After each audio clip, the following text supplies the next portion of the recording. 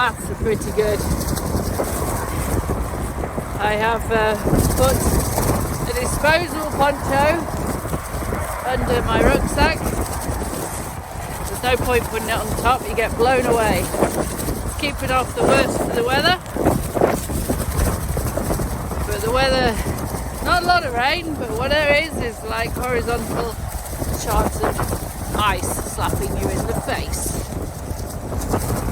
It's fun. I'm very glad I only have 20k to do today. I'm halfway. I found a bar. I had a coffee. I dried my coat on his radiator. He was a very nice man. Now onwards.